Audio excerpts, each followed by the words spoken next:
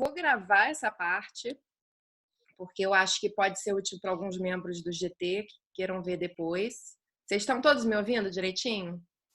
Confirmando aqui. Ok, beleza. Sim. Ok, perfeito. Então, eu vou abrir aqui a minha tela. Vamos lá. Vejam aqui se vocês conseguem enxergar em forma de apresentação, tá? Eu puxei que nem eu falei, eu puxei de uma outra para montar para hoje. Tá todo mundo vendo a tela? Perfeito.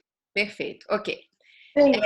Então, eu vou introduzir rapidamente, de forma do global para o local, né? Só lembrando que 1/3 das pessoas hoje nas cidades no mundo vivem em favelas, que favelas são, né, a base principal da moradia, na verdade, no mundo de hoje. E, infelizmente, a gente perde essa noção e eu só quero dar esse contexto porque a gente vai sair da favela e voltar para a favela, né? Primeiro essa coisa global, depois no Rio. E no meio eu vou falar um pouco do TTC de forma geral, tá? Muita gente deve conhecer a pirâmide de Maslow e saber que embaixo, né, são as questões fisiológicas, as necessidades humanas fisiológicas. Tem uma regra que inclusive é usada por instituições internacionais como o Banco Mundial e outras, que percebem que a questão da moradia que está ali embaixo, ela é diferente da propriedade no grau da segurança, do verde. E tem essa regra que, assim, basicamente, em qualquer cidade do mundo, 20% da população não vai alcançar o mercado privado, né? No nosso contexto do Rio, esse mercado, essa necessidade, ela é atendida pelas favelas. E não é só no Rio, é no mundo inteiro, né? Então, assim, todo mundo aqui já conhece, já sabe o que a favela é, mas a gente tipicamente fica no foco, na carência, em vez da potência da favela. Então, para pensar o TTC, a gente precisa partir de um pensamento mais global e com mais nuance da favela, entendendo suas deficiências e dificuldades e desafios, mas também entendendo sua realidade e suas qualidades. São, assim, simplesmente, favelas são moradia a preço acessível, são informais, autoconstruídas e únicas. Nenhum desses elementos, por si só, é negativo, né? E por isso, com o tempo, a gente sabe que a grande parte dos moradores preferem ver suas comunidades melhorarem do que serem reassentados. Só dou essa introduçãozinha antes de chegar e falar o contexto nosso carioca, né, pré-olímpico, quando a gente viveu uma bolha imobiliária gigante.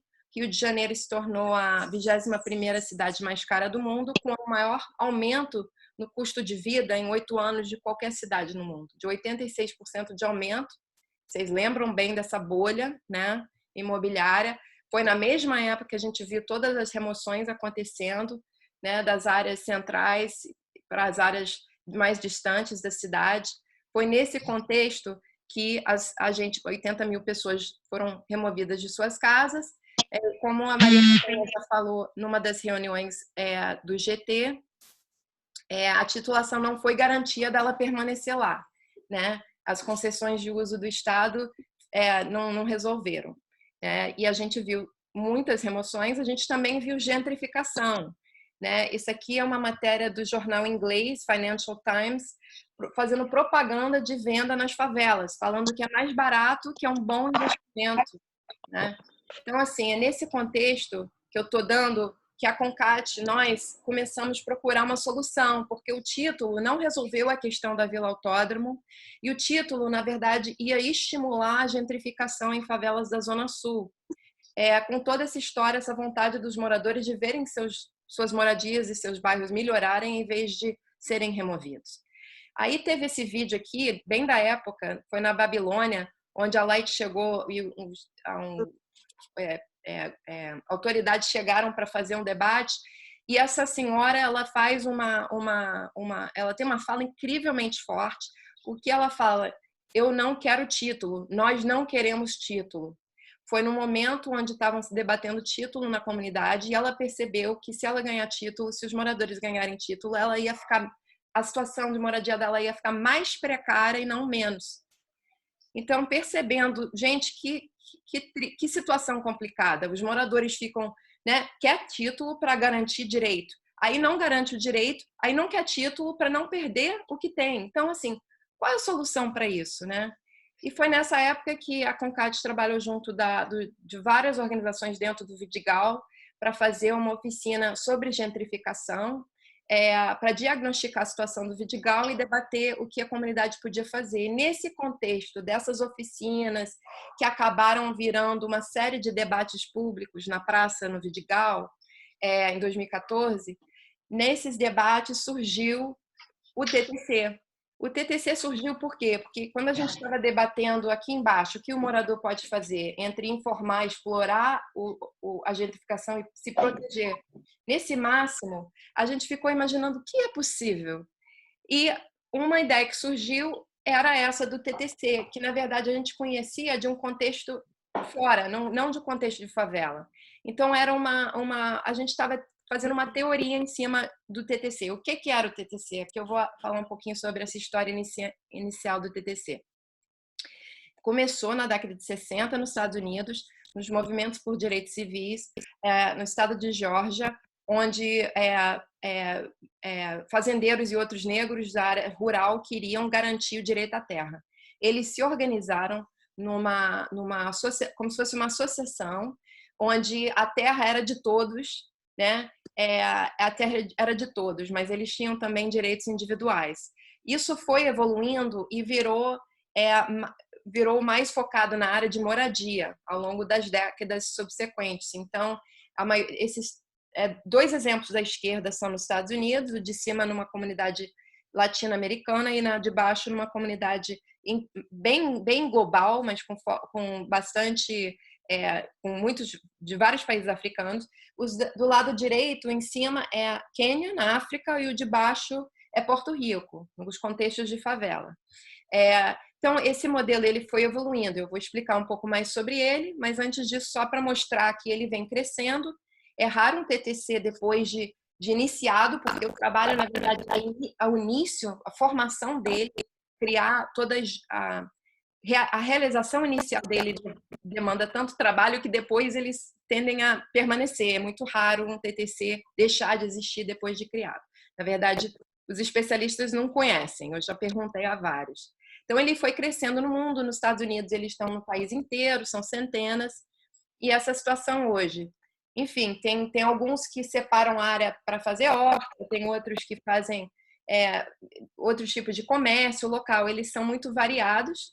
E um estudo do Lincoln Institute mostrou que durante essas décadas de desenvolvimento dos TTCs em área urbana para moradia, foram mostrando que era a mais robusta solução de política habitacional social, tanto em época de recessão quanto em época de auge econômico, quando normalmente haveria a gentrificação. E agora tem se espalhado pelo mundo inteiro, é recomendado por instituições internacionais. A gente fez uma série no ano passado mostrando vários países como vem evoluindo essa ferramenta. Então, agora vamos focar no contexto, o que é o TTC de fato e o que é o TTC em área de favela, porque é uma coisa bem diferente das origens do TTC nos Estados Unidos, no sul dos Estados Unidos, na década de 60. Assim, só para deixar claro, o modelo norte-americano, europeu, tipicamente é uma ONG, como se fosse uma ONG, que é criada para fazer um TTC numa área, uma área abandonada, um prédio vazio, alguma situação dessa. Eles compram aquele terreno ou é cedido ou doado para essa instituição, e essa instituição vai lá e ela cria uma diretoria que vai ser dos moradores, e ela separa a terra, né? Às vezes o prédio também é do TTC, mas muitas vezes é a terra, e as casas são compradas pelos moradores que vêm morar lá, tem que atingir uma necessidade, tem que ser caracterizados por uma necessidade econômica. E essas famílias entram no TTC, elas optam por entrar no TTC porque ela compra uma casa boa, num valor reduzido, porque o preço da terra não está embutido no valor. Esse é o básico do modelo tem mais, tá? Mas, enfim. O que aconteceu aqui? Então, vamos fechar aquela parte da apresentação. Chegamos em Porto Rico. O que aconteceu? Uns 3 anos atrás, do nosso ponto de vista na CONCAT, a gente tinha pensado, como é que seria um TTC numa favela? Porque o TTC, ele lembra um pouco a favela. As moradias são um mercado acessível, a terra não é do morador, na verdade, tipicamente é do Estado, enfim, de alguma forma é pública. Tem um mercado informal robusto de compra e venda acessível. As pessoas se organizam elas mesmas. É como se o TTC fosse uma formalização dessa forma de trabalhar, de viver da favela, sem ir para um outro tipo enfim, de uma outra forma de organizar, né, manter a mesma forma, só que formal e mais adequado. Enfim, o que aconteceu uns anos atrás? A gente ficou sabendo, graças a Deus, que tem um exemplo maravilhoso já disso feito em favelas, que é o caso do Porto Rico, né? A gente inicialmente entrou em contato para aprender mais, para fazer essa matéria, e depois a gente foi se aproximando, conhecendo melhor, ao ponto do ano passado eu com o Paulo ir para lá para conhecer de perto. Eles vieram para o Rio em 2018, na verdade esse foi o pontapé inicial para todo esse trabalho do GT. Então, vamos mergulhar um pouquinho no caso do Porto Rico. Vocês vão ver aqui o mapa em cima, a imagem aérea em cima e a imagem aérea embaixo. A imagem aérea em cima é na década de 30. É quando essa área em torno do canal, vocês estão vendo esse canal. Isso aqui é o centro de San Juan, centro da capital de Porto Rico, tá? Essa área do canal, ela foi sendo ocupada inclusive por moradores de áreas rurais que tiveram que largar suas terras em épocas de furacões anteriores. Então, foram crises climáticas que causaram, enfim, para as pessoas virem ocuparem essas terras. E essa imagem de baixo de 2000, no início de 2000, você vai ver que a favela tem 8 favelas em torno do canal. E o que aconteceu lá? Basicamente, eles em 2000, mais ou menos, a prefeitura e outros órgãos públicos chegaram lá e falaram, ó, a gente vai fazer uma limpeza desse canal. Vocês estão vendo que o canal original era muito maior do que ele agora. Eles falaram, a gente vai dragar o canal para criar para poder, de fato, movimentar, os barcos poderem voltar a circular, limpar, deixar bonito. E, para isso, a gente vai fazer uma organização do bairro e vamos dar título. Os moradores lá já tinham vivido épocas de remoção e de gentrificação.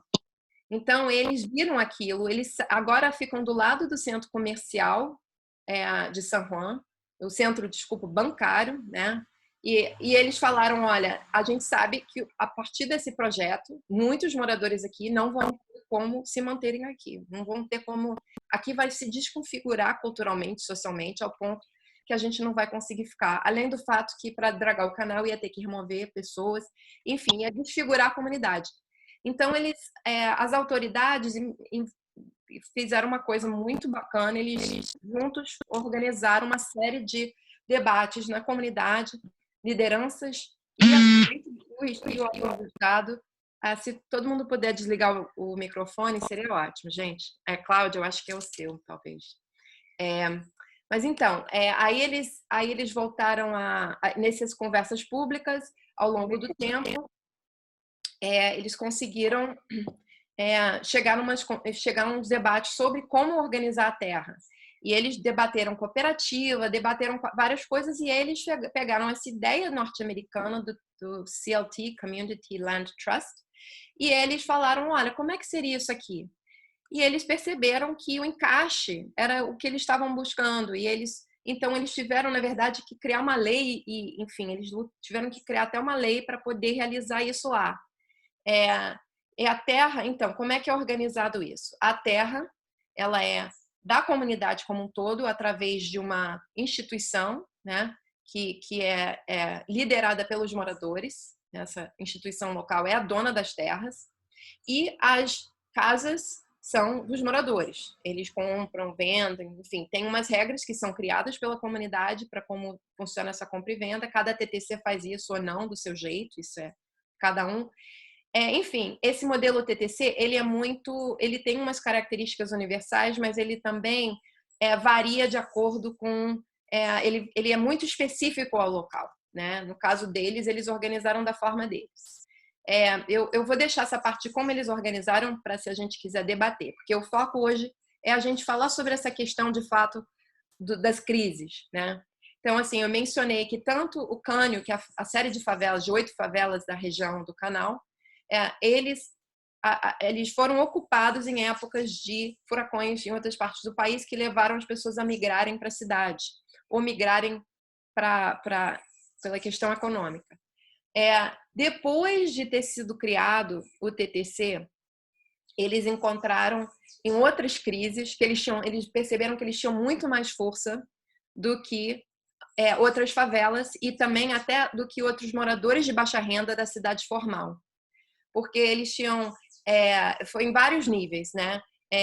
Primeiro, eles tinham uma organização incrível, pronta, conhecimento dos moradores e uma multiplicidade de lideranças locais que puderam, de fato, imediatamente perceber quais eram as casas impactadas, as famílias. Vocês estão vendo esses telhados azuis do lado esquerdo. Isso foi uma resposta imediata às pessoas que perderam seus telhados. Eu vou mostrar umas imagens aqui que eu tirei na época que eu fui para lá com o Paulo. Essa é uma casa normal do Cânio. Eu vou mostrar umas casas super impactadas pela enchente também. Você vê umas casas assim mais e menos estruturadas. Você vê umas casas com telhado, casas sem telhados, né? É um processo de reconstrução. Essa casa aqui foi totalmente decimada pelo furacão Maria.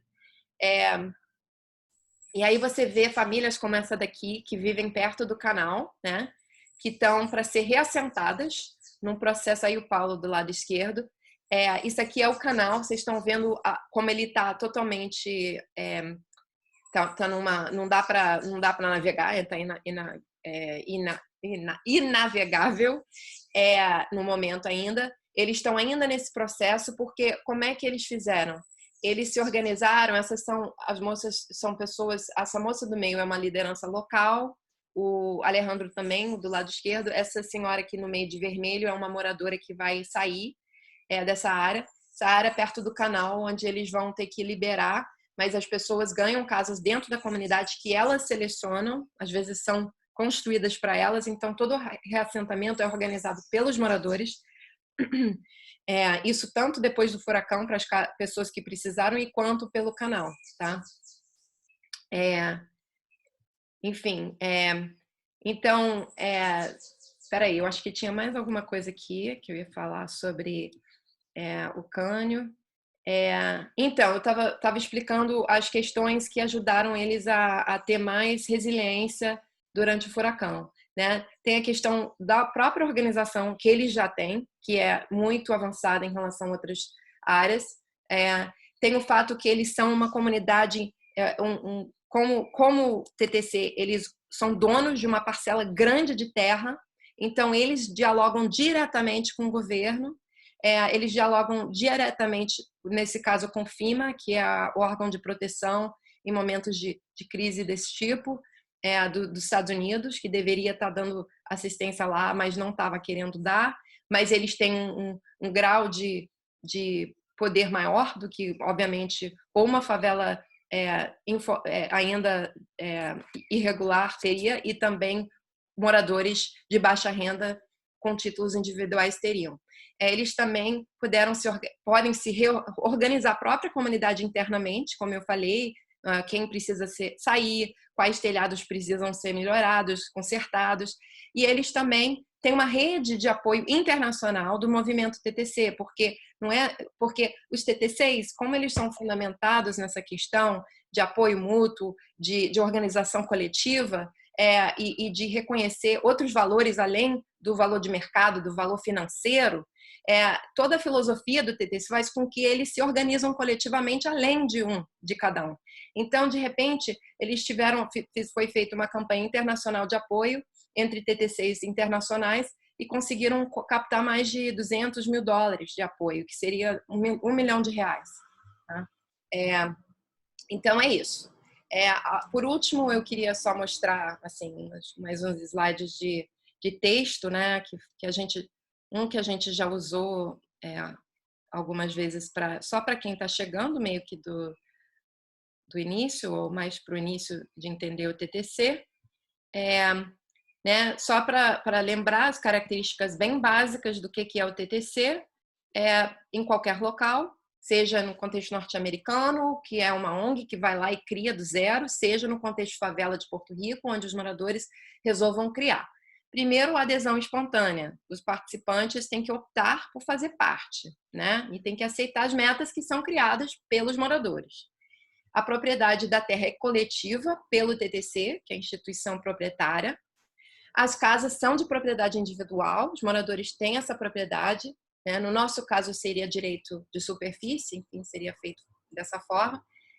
O controle do TTC é comunitário, tipicamente ele é feito em terços, mas no Porto Rico, por exemplo, colocaram uma maioria de moradores, isso varia de lugar para lugar, mas tipicamente esse controle, quem toma a decisão de voto são os moradores, e quem está dentro, só os moradores votam sobre o conselho e, enfim, a diretoria, mas quem está dentro muitas vezes inclui aliados técnicos e outros parceiros que a comunidade pode querer estar envolvendo no seu processo, inclusive de desenvolvimento.